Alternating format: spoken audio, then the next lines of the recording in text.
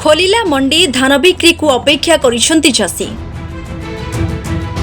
Mobile को आसी token हेले धान केबे बिक्री हेबो ताहा एजे स्पष्ट हेउनी। समिति गुडी को मिलनी टार्गेट एवं मिलर सह मध्य सरिनी आनुषंगिक कार्य। धान बिक्री हेले चाषी अभाव दूर हेबो बोली मंडी खोलारे सीमित रही प्रशासन, जहाकु नै चिंतारे चाषी। गत सोमवार ठारू समवाय समितिर मंडी गुड़िकर कंटा पूजा करा जाई मंडीर शुभारंभ होईछि। हेले समिति पक्षरु एजाब धान किड़ा होई नथिबारु चाषी मानक मध्ये असंतोष प्रकाश पाइछि। धान मंडी खोलिबाटा बहुत विलंब हो गला सत्य हेलानी।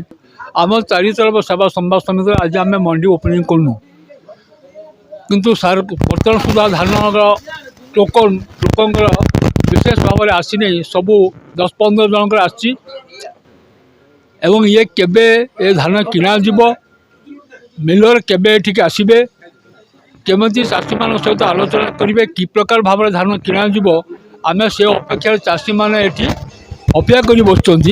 तेणु तुरंत यार समाधान करने मु सरकार पाखे निवेदन करुँच तुरंत समाधान कर धान उठावर व्यवस्था करा जाऊ। आज आमर 2025-26 कंटा पूजा है। आज आगामी दिन में केमिति चाषी मैंने उपकृत हे। आज 5 तारिख रु टोकन इश्यू हो मिलर टैग है ना, टार्गेट भी आसी ना। तेणु केमिति चाषी मैंने समस्त उपकृत हे से आम यत्नवान हेबू। सरकार ठारे आमर यही आपत्ति रे शीघ्र मिलर टैग करी चाषी मानू सुविधा मिलता टोकन को धान उठेले से उपकृत हे। आम सेवा समवाय समितिर समस्त चाषी किपर सरल भाव धान दे पारे से आम यत्नवान हेबू। संजय दास का रिपोर्ट, मेट्रो टीवी ओडिशा।